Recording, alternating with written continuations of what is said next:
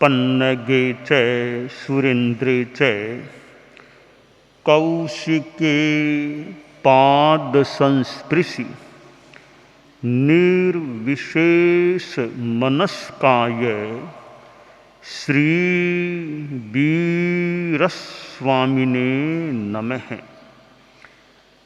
आर्हत वाङ्मय में कहा गया है, नालम ते तव ताणा एवा शरणा एवा तुमं पितेशिम नालम ताणा एवा शरणा एवा।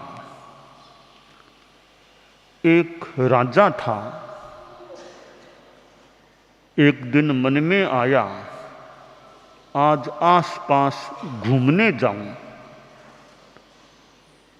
मंत्री से कहा, आज घूमने की इच्छा है। हमारे निकट में शहर के बाहर कई बगीचे भी हैं, थोड़े देखें घूमें। कहा, महाराज ठीक है। तत्काल शीघ्र व्यवस्था तैयार हो गई और राजा चला और कहा, आज कुछ पैदल चलना चाहूँगा, मॉर्निंग वॉक भी हो जाए, पैदल चलूँगा। कुछ पैदल चला, कुछ आग्रह से वाहन में बैठ गया। आखिर आगे बढ़ते बढ़ते एक उद्यान आया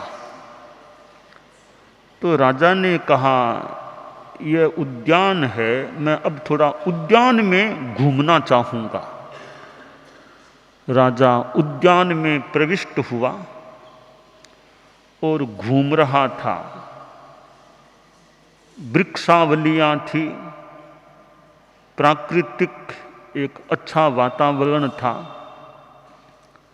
राजा घूमते घूमते एक जगह पहुंचा जहां एक आसन पर एक साधु बैठा था। साधु की आंखें मूंदी हुई, ध्यान की मुद्रा में साधु बैठा था। राजा ने देखा, साधु ध्यानस्थ एकदम स्थिर बैठा है, मानो कोई मूर्ति हो ऐसे स्थिर बैठा है। राजा ने साधु के चेहरे को देखा, बड़ा सौंदर्य था, लावण्य था और एकदम युवा अवस्था का साधु था, मानो 25-30 वर्ष की उम्र का साधु।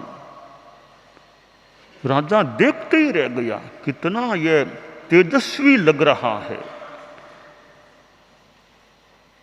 राजा के मन में एक प्रश्न पैदा हुआ, यह साधु इस जवानी में संत क्यों बन गया?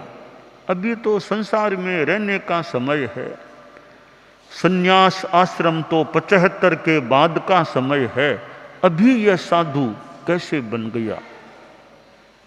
इस साधु से पूछूं। पर साधु तो ध्यान में बैठा है, आंखें मूंदी हुई है, अभी तो संभवतः बोलेगा नहीं है। थोड़ी देर में वेट करूं, यह आंखें खोले तो मैं इससे बात करूं। राजा एक तरफ बैठ गया। 10-15 मिनट के बाद साधु ने ध्यान संपन्न किया, आंखें खोली। तब राजा साधु के एकदम सामने गया, हाथ जोड़े, बोला, मुनिवर, इस तरुणावस्था में आप संत कैसे बने हुए हैं? अभी का यह जो अवस्था का समय है, यह तो थोड़ा संसार में रहने का, काम धंधा करने का, गृहस्थ आश्रम में रहने का समय है। अभी साधु कैसे बने हुए हो? लगता है आप कुछ जल्दी साधु बन गए हो। साधु क्यों बने आप, यह मुझे बताइए। तो संत बोला कि मैं अनाथ था, अनाथ, इसलिए साधु बन गया। राजा के मन में दुख हुआ कि मेरे राज्य में कोई अनाथ भी होता है क्या? मेरे राज्य में कोई अनाथ रहे तो मेरे लिए चिंतन की बात है। मेरी प्रजा में कोई भी अनाथ क्यों हो, दुखी क्यों रहे, और अनाथ होने के कारण किसी को घर परिवार छोड़ना पड़े, साधु बनना पड़े, यह तो हमारे राज्य के लिए चिंतन का विषय है। राजा बड़ा उदार मन का था। बोला, मुनि जी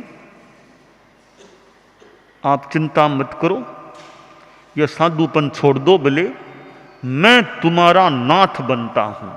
तुम्हारा नाथ, मैं जो भी तुम्हें जरूरत हो, तुम्हारी सारी आवश्यकताओं की पूर्ति का जिम्मा मेरा रहेगा, राज्य का रहेगा। आप चलो, महल में रहो भले। साधु ने सुना, जब राजा ने कहा मैं तुम्हारा नाथ बनता हूं, तो साधु तो फक्कड़ था, कोई चिंता नहीं। तो साधु को तो फक्कड़, कोई चिंता किस बात की, अपनी अच्छी साधना करो, अच्छा काम करो, बाकी किस चीज की चिंता। तो साधु बोला, तुम खुद अनाथ हो, मेरे क्या नाथ बनोगे। तुम खुद अनाथ हो, मेरे क्या नाथ बनोगे। राजा चौंका, मुझे अनाथ कहने वाला भी कोई हिम्मत करने वाला मुझे अनाथ कह रहा है। सोचा ये जानते नहीं मैं कौन हूं, कोई अपरिचित आदमी होंगे, मुझे जानते नहीं मैं राजा हूं। राजा बोला, मुनि जी लगता है आप मुझे जानते नहीं है, मैं कौन हूं। देखो मैं इस राज्य का राजा हूं, सर्वोच्च अधिकारी, अधिकृत व्यक्ति हूं। मेरे पास क्या कमी है, मैं तो कितनों का भरण पोषण करता हूं और भी कर सकता हूं। तो आप जरा सोच के बोलिए, मैं सामान्य व्यक्ति नहीं हूं, मैं राजा हूं। आपने मुझे अनाथ कह दिया होगा अनजान में, तो मैं राजा हूं। तो मुनि जी बोले, मैं जानता हूं आप राजा हैं, मैं गृहस्थ जीवन में था तो समाज में तो रहता था, अच्छी तरह जानता हूं आप यहाँ के राजा हैं। यह जानने के बाद भी मैं दोबारा बोलना चाहूंगा, बोलूंगा, तुम खुद अनाथ हो, मेरे क्या नाथ बनोगे। तो राजा बोला, मुनि जी हैं तो इनसे ज्यादा बहस भी क्या करूं, साधु लोग हैं, मैं तो आखिर गृहस्थ हूं, साधु से ज्यादा तो क्या बोलूं, पर फिर भी जानना चाहूंगा। राजा बोला, मुनि जी आप मुझे बताइए मैं अनाथ कैसे हुआ। इतनी प्रजा मेरे स्वामित्व में है, इतना काम धंधा मेरे निर्देश में चलता है, तो आपने मुझे अनाथ, मैं तो दूसरों का नाथ हूं, मुझे अनाथ कैसे कह दिया, आप कैसे कह रहे हो मैं अनाथ हूं। तब मुनि जी बोले, राजन मैं सोच के ही बोला हूं, मैं बताना चाहूंगा राजन, आप मेरा नाथ बनना चाहते हो तो यह बताइए, आप यह गारंटी ले लो कि मैं कभी बीमार नहीं पड़ूंगा, जिंदगी में मैं कभी बीमार नहीं पड़ूंगा। आप यह गारंटी लो, मैं कभी बुढ़ापे से ग्रस्त नहीं होऊंगा, आप यह गारंटी लो। मैं कभी मरूंगा नहीं, ये आप गारंटी लो। मैं कभी बीमार नहीं पड़ूंगा, मैं ओल्ड एज बुढ़ापे से ग्रस्त नहीं होऊंगा, और मैं कभी मरूंगा नहीं। इन तीन बातों की आप गारंटी ले लो, मैं आपको नाथ बना लूंगा, मान लूंगा। राजा बोला, बाप जी यह गारंटी मैं खुद की भी नहीं ले सकता कि बीमार नहीं पड़ूंगा, बुढ़ापे से ग्रस्त नहीं होऊंगा, नहीं मरूंगा, मैं खुद की भी गारंटी नहीं ले सकता, तो आपकी गारंटी मैं कैसे लूं। तो मुनि जी बोले, आप खुद के भी नाथ नहीं हो, आप न मृत्यु से बच सकते हो, न बीमारी से ग्रस्त नहीं होोगे, यह गारंटी खुद की आपके पास है, न बुढ़ापे से ग्रस्त नहीं होोगे, यह गारंटी, फिर आप मेरे नाथ कैसे बनोगे। मुनि जी आपने तो बहुत बड़ी मुझे ज्ञान की बात बता दी, मैं तो सोचता था मैं सबका नाथ हूँ, मैं सबका नाथ हूँ। आज मुझे यह भी पता चला मैं खुद का भी नाथ नहीं हूँ, मैं खुद का भी नाथ नहीं हूँ। आज मुझे ज्ञान हो गया। तो मुनि जी बोले, राजन मैं मेरे जीवन की थोड़ी सी कहानी आपको सुनाना चाहता हूँ। मैं साधु क्यों बना? हाँ मुझे। राजा बैठ गया, थोड़ी आपकी वाणी सुन लूँगा, फरमाओ। साधु बोला, मैं भी समाज के, आपके ही राज्य के अच्छे घराने का, अच्छे परिवार का सदस्य था। मेरा पिता सामान्य नहीं, धनाढ्य व्यक्ति है, वो धनाढ्य ही था, मैं उसका बेटा था। और मैं तरुणावस्था में आया। एक दिन मेरे आंखों में पीड़ा होने लग गई, बहुत दर्द होने लग गया। सूर्यास्त भी हो गया। मैंने कहा, पिताजी मेरे तो आंखों में दर्द हो रहा है। मेरे पिताजी बोले, मैं अभी चिकित्सकों को बुलाता हूं। पैसे की तो कमी नहीं थी मेरे पिता के पास। सूचनाएं भेजी, चिकित्सक आ गए, जो आंखों के विशेषज्ञ थे, आंखों की समस्या के, वो आ गए। पर योग संयोग की बात, उन्होंने देखा, ध्यान दिया, थोड़ी दवाई भी लगाई। मेरी पीड़ा कम नहीं हुई, दर्द कम नहीं हो सका। मेरे परिवार के लोग बड़ा प्रेम रखने वाले मेरे से, भाई बंधु मित्र वो आसपास खड़े थे।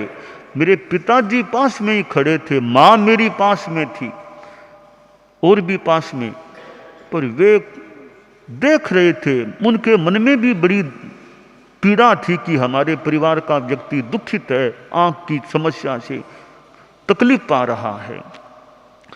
इतने लोग मेरे आसपास खड़े थे, वैद्य बैठे थे, चिकित्सक, पिताजी धन से बहुत संपन्न और परिवार के लोग बैठे थे। सब बोल भी रहे थे, ओहो कितनी पीड़ा, ओहो कितनी पीड़ा, बोल भी रहे थे, सहानुभूति दिखा रहे थे। तो कोई भी बंदा मेरी आंखों की पीड़ा कम नहीं कर सका। तब मैंने सोचा, रे मैं तो अनाथ हूं, पिताजी के पास इतना पैसा, चिकित्सकों को बुला लिया, इतने परिवार के और के लोग हैं, मेरे प्रति सहानुभूति व्यक्त करने वाले हैं, मेरी आंखों की पीड़ा कम नहीं कर पा रहे हैं। तो मुझे कुछ सोचना चाहिए, ऐसा मुझे स्थान मिले, सारे दुखों से मुक्त हो जाऊं, सब दुखों से मुक्त हो जाऊं। तब मेरे मन में आया कि मैंने सुना है कि मोक्ष होता है, वहाँ कोई दुख नहीं होता, तो मुझे तो मोक्ष में जाना चाहिए। तो उसके लिए यह संन्यास की साधना करनी अपेक्षित है। तो मैंने मन में ही संकल्प किया कि अगर मेरी यह आंखों की पीड़ा दूर हो जाए, खत्म हो जाए, तो मैं परिवार को छोड़कर साधु बन जाऊंगा। मैंने रात में संकल्प किया। महाराज, मेरे संकल्प करने के बाद कोई योग संयोग या संकल्प का प्रभाव, वेदना धीरे धीरे धीरे धीरे डाउन हो गई, कम हो गई। सुबह होते होते मैं बिल्कुल स्वस्थ हो गया, कोई दर्द नहीं रहा। तब मैंने परिवार से कहा, अब मैं परिवार में नहीं रहना चाहता, मैं संन्यास लेना चाहता हूँ, साधु बनना। आखिर मैंने परिवार की अनुमति प्राप्त कर ली और फिर मैं साधु बन गया। तो महाराज, मैं वैसे कोई अनाथ, कोई पैसे की कमी नहीं थी कि मैं पैसे की कमी थी इसलिए साधु बन गया, वो बात नहीं है। पैसा तो बहुत मेरे पिता के पास, पर मुझे वो सर्व दुख मुक्ति पाना था कि दुनिया में मैं अनाथ हूं, बीमारी, बुढ़ापा और ये मृत्यु, इनसे छुटकारा मुझे मिले, वो स्थान चाहिए। वो स्थान पाने के लिए मैं साधु बना हूं। राजा को बड़ा अच्छा लगा, कितनी अध्यात्म की बात मुनि जी ने बताई है कि सर्व दुख मुक्ति। तो राजा बोला, महाराज मेरे लिए बताओ, मार्गदर्शन दो, मैं क्या करूं? तो मुनि जी बोले, ठीक है, आप देखिए, राजपाट करना भी एक सेवा है, राजनीति भी एक सेवा, राजा भी बड़ी सेवा करने वाला हो सकता है। राजा के 3 कर्तव्य होते हैं कि सदवनम, असदनुशासनम, आश्रित भरणम। सज्जनों की रक्षा करना यह राजा का कर्तव्य है। असज्जनता कोई करे, दूसरों को, सज्जनों को तकलीफ दे, उस पर अनुशासन करना भी राजा का कर्तव्य है। और जो भी प्रजा में हैं लोग, उनके भरण पोषण का ध्यान देना कि मेरी प्रजा में कोई भूखा न सोए, मेरी प्रजा में कोई चिकित्सा से वंचित न रहे, कोई शिक्षा से वंचित न रहे, ऐसी व्यवस्था देना यह राजा का कर्तव्य है। तो राजन, आप तो वैसे समाज संसार में तो बड़े आदमी हैं, राजा हैं, पर कभी आप भी सोचना, आपका बेटा तैयार हो जाए, राजकुमार तैयार हो जाए, तो मौका आने पर आप भी संन्यास ले लेना, राजकुमार को राजपाट सौंप देना। और जब तक आप संन्यास न लें, तब तक राज्य में यानी शासनपति, राज्य के अधिपति रहते हुए भी ईमानदारी के रास्ते पर चलना, अहिंसा का जितना हो सके मार्ग उस पर चलना, और आधा घंटा जितना टाइम मिले अध्यात्म की साधना में। मुझे आपने ध्यान में बैठे को देखा होगा, आपको जितना टाइम मिले, थोड़ी देर, जितनी देर आप भी कुछ ध्यान, प्रभु का स्मरण, कुछ स्वाध्याय, इसमें समय लगाया करो।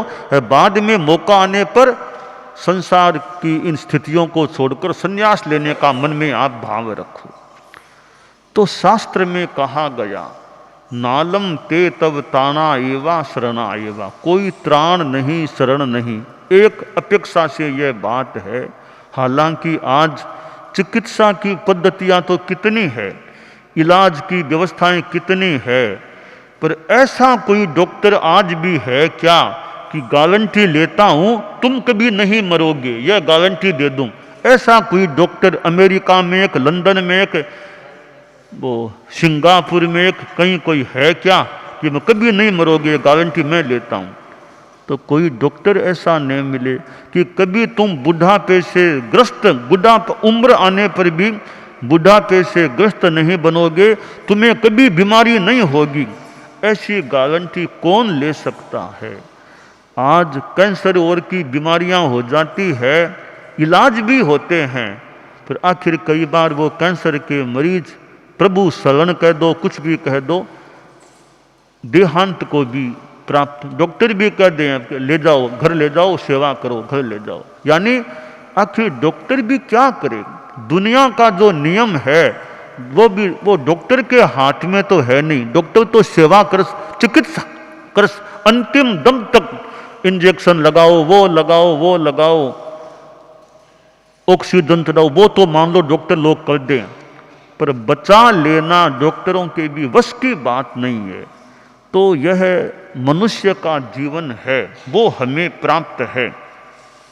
तो ठीक है, आज ही हम स्वाध्याय हमारे चला, उत्तरध्ययनानी के 10वें अध्ययन का पहला ही श्लोक उसका था, दुम पत्तये पंडुये जहा निवडई राय गणान अच्छये एवं मनुयान जीवियम समयम गोयम मापमाये, कि यह वृक्ष का पका हुआ पत्ता जैसे गिर जाता है, वैसे ही मनुष्यों का जीवन भी कभी समाप्त हो जाता है।